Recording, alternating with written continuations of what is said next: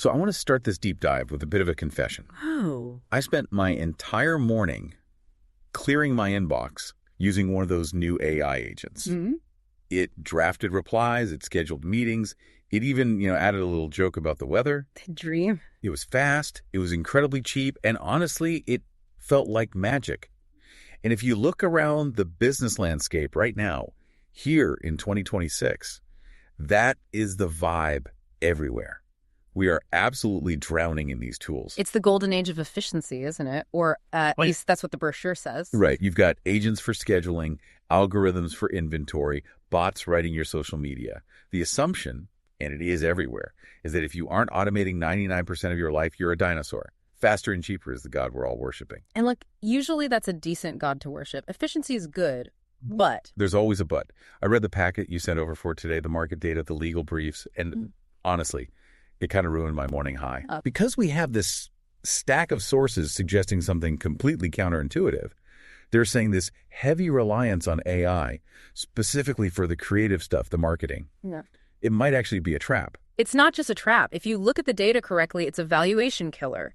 The sources are suggesting that filling your library with AI-generated content is arguably destroying your company's long-term value. When you go to sell it. Exactly. That is a massive claim. We're talking about the difference between building an asset and just, spinning your wheels. Right. So our mission for this deep dive is to figure out why AI content is being called rented land in the world of business valuation. And we're going to compare that with what the sources are calling human-authored assets, specifically looking at studios like Voxel Micro Video Labs. And to do that, we have to peel back the layers.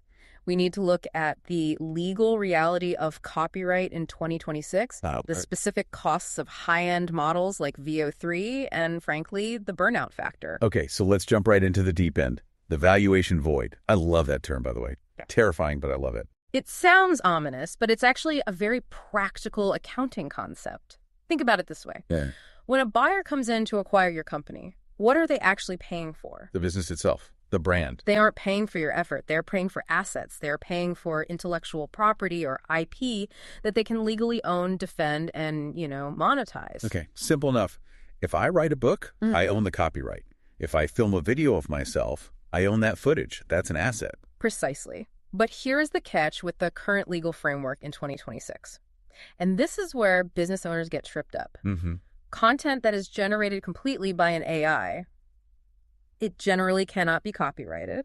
The sources are very specific on this. There's a quote here that says, since AI content can't be copyrighted, it adds zero value to your business's valuation. Zero value. That seems harsh.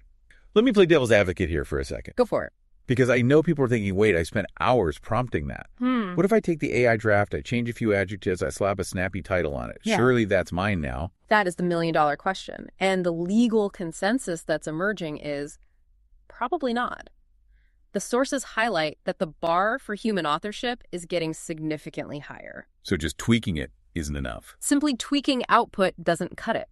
Unless there is what legal experts call significant human transformation, it's still considered synthetic output. It's not enough to just polish the robot's work. Exactly. So imagine this. You spend 2 years generating thousands of blog posts, hundreds of videos using AI avatars. You've got this huge library. You think you've built a media empire. Right. Feeling pretty good about myself. Then you go to sell your business. The buyer does their due diligence. They look at that folder of content, and they mark the value as zero. Because they can't own it. Because it's in the public domain. Or at best, it's platform dependent. You don't own the rights. You cannot stop a competitor from generating the exact same thing with a similar prompt 5 minutes later.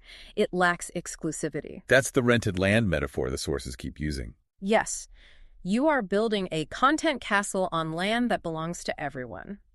If a potential buyer looks at your media assets and sees a folder full of AI files, they see zero defensible IP. Anyone with a $20 subscription could replicate it. It doesn't increase the asking price of your business because it's not unique to you at all.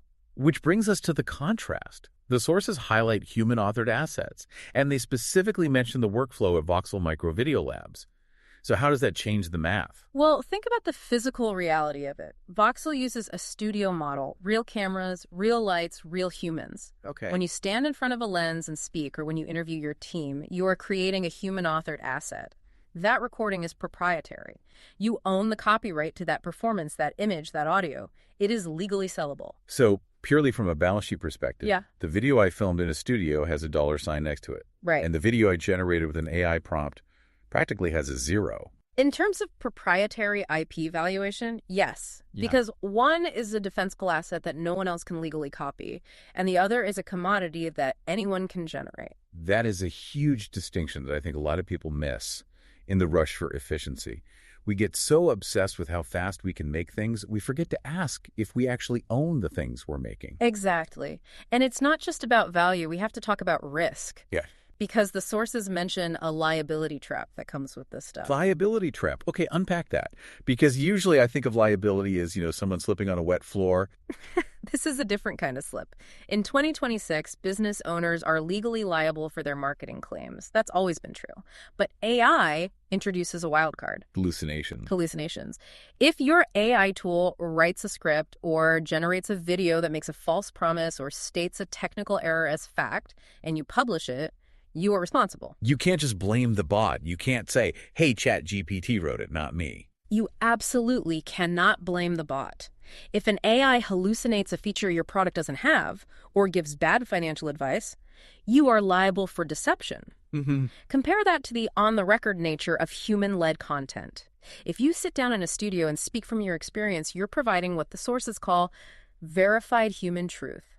That phrase, verified human truth, feels really important right now, especially with what the search engines are doing. Absolutely. Because I've noticed my own search results look different lately. We're seeing a shift there too, right? A massive shift. If we look at the 2026 context for search engines like Google and Gemini, they are actively warring against what they call synthetic slop. Synthetic slop. Okay. That is a delightfully gross term for mass-produced content. It's descriptive, and the algorithms are getting much smarter at spotting it. They aren't just looking for keywords anymore. They're looking for patterns that scream robot. They are prioritizing EET. EEAT. That's experience, expertise, authoritativeness, and trustworthiness. Exactly. Now, really think about those words. Does an AI avatar have experience? No, it have a hard drive. Right. Does it have expertise? It has a database, but it doesn't have lived nuance. So a library full of synthetic content runs the risk of becoming completely invisible to search engines. It lacks that human signal. And the sources mentioned something called geographic gravity. This was fascinating to me because it feels so analog in a digital world. Yes. This connects back to the Voxel model. Voxel studios are in a physical place, like their historic landmark in San Pedro. When you film there, you are creating metadata, visual proof of physical presence. You're proving you exist in the real world. Exactly. It provides human proof that algorithms rank higher. It's a signal that says, this is a real business with real people in a real location. It validates the trustworthiness part of EAT. An AI avatar can't provide that. So we've got the valuation problem, you don't own it. We've got the liability problem, you might get sued. And the visibility problem, search engines might hide you. But I have to push back again. Because at the end of the day, I'm a business owner, my margins are tight, and the standard argument is simply, humans are expensive, robots are cheap. it is the assumption. And it feels true. I can generate a video for pennies. A studio costs.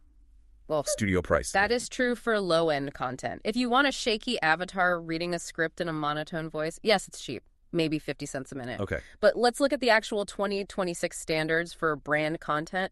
High-end broadcast quality. Okay, let's crunch the numbers in the source material. Because I think this is where the aha moment happens for a lot of people. So let's look at the cost breakdown for tools like VO3 or Sora to get 1 minute of usable, glitch-free, high-def video that actually looks like a human. You aren't just prompting once. You are re-rolling. You're refining. Over and over. The sources estimate the computing cost for that level of processing is roughly $30 per finished minute. $30 a minute. Okay, that adds up. Now, say you want to do a webinar or a course. Let's say 50 minutes of content. That's doing the math. $1,500. $1,500 just in computing credits. That doesn't include your subscription fees. And it certainly doesn't include the value of your time sitting there being a prompt engineer, tweaking eyebrows for hours. Ouch. Okay, now put that against the human asset model. The sources mentioned Voxel. What's the receipt look like there? This is where the comparison is stark. A 50-minute session in their global leader suite. We're seeing rates like $140. Wait, total, not per minute. Total. $140 for the session. And for their Velocity starter session, it's only $30. So you're telling me reality is what, 90% off? When you scale it, yes. Because think about what you're paying for. With the studio, you're paying for time in the room. With high-end AI, you are paying for the massive computational power required to render every single pixel from scratch. That is wild. I mean, usually automation is the cheap option. Yeah. But here, reality is on sale. Because the rendering engine, which is your actual face and brain, is free. You already own it. And it's not just the hard cost, is it? It's the workflow. We have to talk about the lag-to-tape revolution mentioned in the Voxel documents. This addresses the hidden cost, time. In a traditional workflow or even an AI workflow, there's so much fiddling, prompt engineering, regenerating, editing. With live-to-tape, the goal is zero post-production. Which sounds like a dream. You walk in, the lighting is done, the audio is pro, you hit a button, you talk, you hit stop, and you leave with finished assets. No post-production hell. None. And this allows for batching. The strategy docs talk about recording a month's worth of content, 8 to 12 videos in a single afternoon. Right. Compare that to being a prompt engineer, tweaking text commands for hours just to get an avatar's hand gestures to look natural. That brings us to the psychological angle. Yeah. Because all this prompt engineering, it's exhausting. Yeah. I feel it. I think everyone feels it. You sign up for an app to save time, and suddenly you have a second job managing the app. It is exhausting. The sources refer to tool fatigue or AI burnout.